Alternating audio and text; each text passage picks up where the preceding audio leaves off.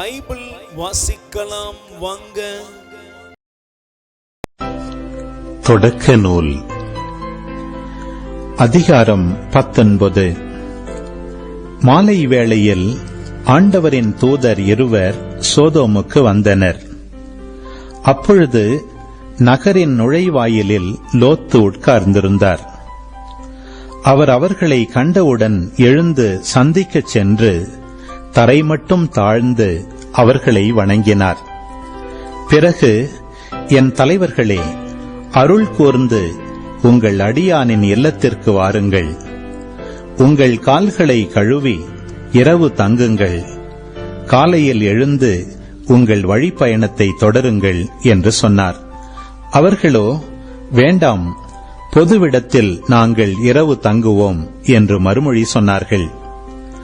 அவர் அவர்களை மிகவும் வற்புறுத்தவே, அவர்களும் உடன் சென்று அவரது இல்லத்தினுள் நுழைந்தார்கள்.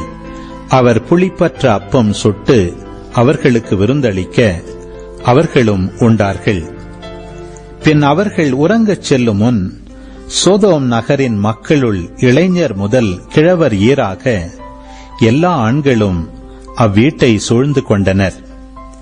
பிறகு லோத்தை கூப்பிட்டு, இன்று இரவு உன்னிடம் வந்த ஆடவர் எங்கே? நாங்கள் அவர்களோடு உறவு கொள்ளுமாறு அவர்களை எங்களிடம் கொண்டு வா என்றனர். லோத்து வீட்டிற்கு வெளியே வந்து தனக்கு பின் கதவை மூடிக்கொண்டு, என் சகோதரரே, தீச்செயல் செய்யாதிருங்கள்.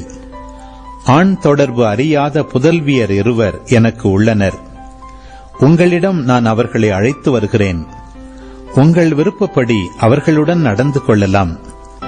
ஆனால் எனது இல்லத்தின் பாதுகாப்பை பெற்றிருக்கும் இந்த ஆடவர்களுக்கு எதுவும் செய்ய வேண்டாம் என்றார். அதற்கு அவர்களோ, அப்பாலே போ என்றனர். மேலும் அவர்கள், அயல் நாட்டிலிருந்து வந்த இவனா நமக்கு நியாயம் கூறுவது என்று சொல்லிக்கொண்டு, அவர்களுக்கு செய்யவிருப்பதை விட இப்பொழுது உனக்கு அதிக தீங்கு செய்வோம் என்றனர். பிறகு லோத்தை கடுமையாய் தாக்கி கதவை உடைக்க நெருங்கிச் சென்றனர். அவ்வேளையில் அந்த ஆடவர் தம் கைகளை நீட்டி லோத்தை பிடித்து வீட்டுக்குள் இழுத்து கதவை பூட்டிக் கொண்டனர். கதவருகே நின்று கொண்டிருந்த சிறியோர் பெரியோர்களாகிய அம்மனிதர்களை அவர்கள் குருடராக்கினர். அவர்களால் கதவை தேடி கண்டுபிடிக்க முடியவில்லை. மேலும் அந்த மனிதர்கள் லோத்தை நோக்கி, இங்கே உன்னை சார்ந்த வேறு யாரேனும் உளரோ? மருமகனோ புதல்வரோ புதல்வியரோ உன்னை சார்ந்த வேறு யாரேனும் இந்நகரில் இருந்தால் அவர்களை இவ்விடத்திலிருந்து உன்னுடன் அழைத்துக் கொண்டு போய்விடு. இந்த இடத்தின் மக்களுக்கு எதிராக பெரும் கண்டனக் குரல் ஆண்டவர் திருமுன் எழுந்துள்ளதால் நாங்கள் இந்த இடத்தை அழிக்கும்படி எங்களை அவர் அனுப்பியுள்ளார் என்றனர்.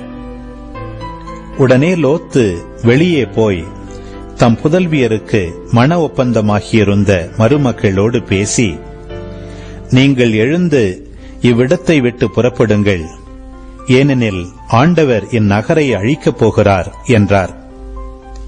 அவருடைய மருமக்களுக்கு இது நகைப்புக்குரியதாய் தோன்றியது. பொழுது விடியும் வேளையில் தூதர்கள் லோத்தை நோக்கி, நீ எழுந்திரு, உன் மனைவியையும் உன் இரு புதல்வியரையும் கூட்டிக் கொண்டு போ. இல்லையேல் இந்நகரின் தண்டனை தீர்ப்பில் நீயும் அகப்பட்டு அழிவாய் என்று வற்புறுத்தி கூறினார்கள். அவர் காலந்தாழ்த்தினார். ஆண்டவர் அவர் மீது இரக்கம் வைத்திருந்ததால் அந்த மனிதர்கள் அவரது கையையும் அவர் மனைவியின் கையையும் அவர் இரு புதல்வியர் கையையும் பிடித்துக் கொண்டு போய் நகருக்கு வெளியே விட்டார்கள். அவர்களை வெளியே அழைத்து வந்தவுடன் அந்த மனிதர்கள் அவரை நோக்கி, நீ உயிர் தப்புமாறு ஓடிப்போ, திரும்பி பார்க்காதே, சமவெளி எங்கேயும் தங்காதே, மலையை நோக்கி தப்பி ஓடு, இல்லையேல் அழிந்து போவாய் என்றார்கள். லோத்து அவர்களை நோக்கி, என் தலைவர்களே, வேண்டாம், உங்கள் அடியானுக்கு உங்கள் பார்வையில் இரக்கம் கிடைத்துள்ளது. என் உயிரை காக்கும் பொருட்டு நீர் காட்டிய பேரன்பு உயர்ந்தது. ஆயினும் மலையை நோக்கி தப்பி ஓட என்னால் இயலாது. ஓடினால் தீங்கு ஏற்பட்டு நான் செத்துப் போவேன். எனவே நான் தப்பி ஓடி சேர்வதற்கு வசதியாக இதோ ஒரு நகர் அருகில் உள்ளது. அது சிறியதாயிருக்கிறது. அதற்குள் ஓடிப்போக விடுங்கள். அது சிறிய நகர்தானே, நானும் உயிர் பிழைப்பேன் என்றார். அதற்கு தூதர் ஒருவர், நல்லது, அப்படியே ஆகட்டும். இக்காரியத்திலும் உனக்கு கருணை காட்டியுள்ளேன். நீ கேட்டபடி அந்நகரை நான் அழிக்க மாட்டேன். நீ அங்கு விரைந்தோடி தப்பித்துக்கொள். நீ அங்கு சென்று சேரு மட்டும் என்னால் ஒன்றும் செய்ய இயலாது என்றார். இதனால் அந்த நகருக்கு சோவார் என்னும் பெயர் வழங்கிற்று. லோத்து சோவாரை அடைந்தபோது கதிரவன் மண்ணுலகின் மேல் உதித்திருந்தான். அப்பொழுது ஆண்டவர் வானத்திலிருந்து சோதோம் கொமோரா நகர்களின் மேல் கந்தகமும் நெருப்பும் பொழியச் செய்தார். அந்நகரங்களையும் அவற்றை சுற்றியிருந்த சமவெளி முழுவதையும் அழித்தார். நகர்களில் வாழ்ந்த அனைவரையும் நிலத்தில் தளிர்த்தனவற்றையும் அழித்தார். அப்பொழுது லோத்தின் மனைவி திரும்பி பார்த்தாள். உடனே உப்புத்தூணாக மாறினாள். ஆபிரகாம் காலையில் எழுந்திருந்து தாம் ஏற்கனவே ஆண்டவர் திருமுன் நின்ற இடத்திற்கு போனார். அவர் சோதோமையும் கொமோராவையும் சூழ்ந்திருந்த நிலப்பகுதியையும் நோக்கி பார்த்தபோது சூளையின் புகை போல நிலப்பரப்பில் இருந்து புகை கிளம்ப கண்டார். கடவுள் சமவெளி நகர்களை அழித்தபோது ஆபிரகாமை நினைவு கூர்ந்தார். எனவே லோத்து குடியிருந்த நகர்களை அழித்தபோது கடவுள் அவரை காப்பாற்றினார். லோத்து சோவாரை விட்டு வெளியேறி மலைக்குச் சென்று குடியேறினார். சோவாரில் குடியிருக்க அஞ்சியதால் தம் இரு புதல்வியருடன் ஒரு குகையில் வாழ்ந்து வந்தார். அப்பொழுது மூத்தவள் இளையவளை நோக்கி, நம் தந்தை வயது முதிர்ந்தவர். உலகெங்கும் உள்ள வழக்கிற்கேற்ப நம்மை மணந்து நம்முடன் உறவு கொள்ளுமாறு இப்பகுதியில் வேறு ஆடவர் எவரும் இல்லை. வா, நம் தந்தையை திராட்சை மது குடிக்க வைத்து அவருடன் உறவு கொள்வோம். இவ்வாறு நம் தந்தையின் மூலம் வழிமரபை காத்துக்கொள்வோம் என்றாள். அவ்வாறே அன்றிரவு தங்கள் தந்தையை திராட்சை மது குடிக்க வைத்தார்கள். பிறகு மூத்தவள் உள்ளே நுழைந்து தன் தந்தையுடன் படுத்துக் கொண்டதோ அவள் எழுந்து சென்றதோ அவருக்கு தெரியாது. மறுநாள் மூத்தவள் இளையவளை நோக்கி, நேற்றிரவு என் தந்தையோடு நான் படுத்துக் கொண்டேன். இன்றிரவும் அவ்வாறே அவரை திராட்சை மது குடிக்க வைப்போம். நீ சென்று அவருடன் படுத்துக்கொள். இவ்வண்ணமாக நம் தந்தையின் மூலம் வழிமரபை காத்துக்கொள்வோம் என்றாள். அவ்வாறே அன்றிரவும் தங்கள் தந்தையை திராட்சை மது குடிக்க வைத்தார்கள். இம்முறையும் அவள் படுத்துக் கொண்டதோ அவள் எழுந்து சென்றதோ அவருக்கு தெரியாது. இவ்வாறு லோத்தின் புதல்வியர் இருவரும் தம் தந்தையின் மூலம் கருத்தரித்தனர். பின் மூத்தவள் ஒரு மகனை பெற்று அவனுக்கு மோவாபு என்று பெயரிட்டாள். அவன் இன்று வரை இருக்கிற மோவாபியருக்கு தந்தை. இளையவள் ஒரு மகனை பெற்று அவனுக்கு பெண் அம்மி என்னும் பெயரைச் சூட்டினாள். அவன் இன்று வரை இருக்கிற அம்மோனியரின் தந்தை. தொடக்க நூல் அதிகாரம் 20.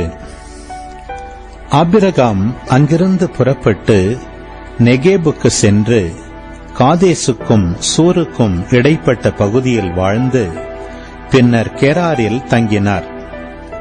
அப்போது ஆபிரகாம் தம் மனைவி சாராவை தம் சகோதரி என்று சொல்லிக் கொண்டமையால் கெரார் மன்னனாகிய அபிமெலேக்கு ஆள் அனுப்பி அவரை அழைத்து வரச் செய்தான்.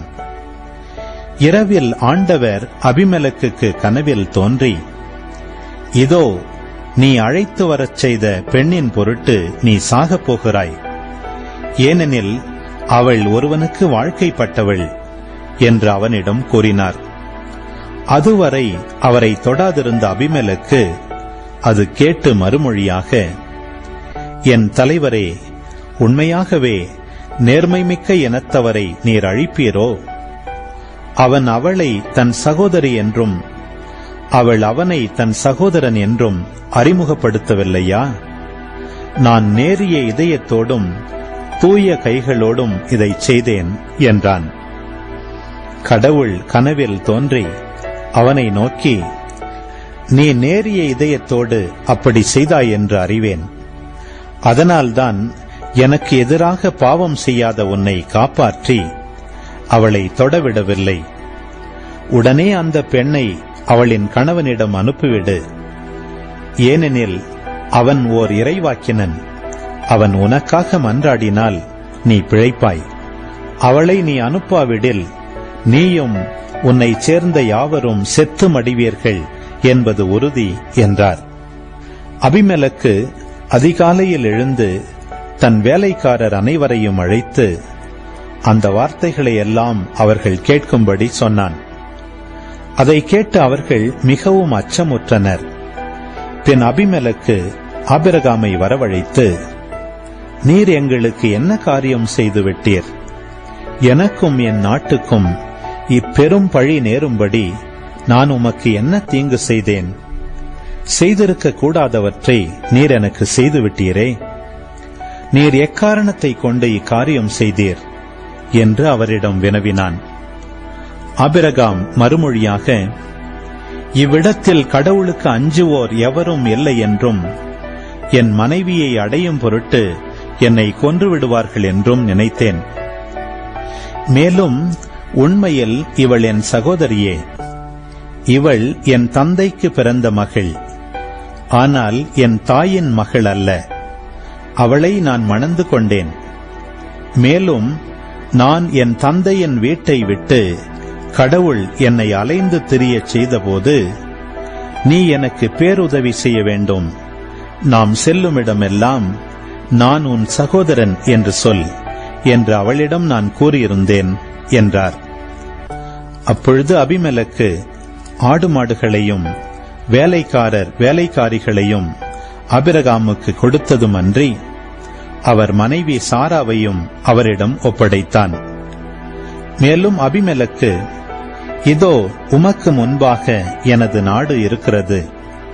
உமக்கு எங்கு விருப்பமோ அங்கு நீர் வாழலாம் என்றான். மேலும் சாராவை நோக்கி, இதோ உன் சகோதரருக்கு 1000 வெள்ளிக்காசு கொடுத்துள்ளேன்.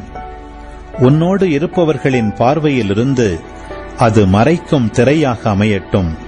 அனைவர் பார்வையிலும் உன் பழி நீங்கிவிட்டது என்றான். ஆபிரகாம் கடவுளிடம் மன்றாடவே கடவுளும் அபிமெலக்கையும் அவன் மனைவியையும் அடிமை பெண்களையும் குணமாக்கி அவர்களுக்கு பிள்ளை பேறு அளித்தார். ஏனென்றால் அபிரகாமின் மனைவி சாராவை முன்னிட்டு ஆண்டவர் அபிமெலக்கு வீட்டிலிருந்த பெண்களை மலடிகளாக்கியிருந்தார்.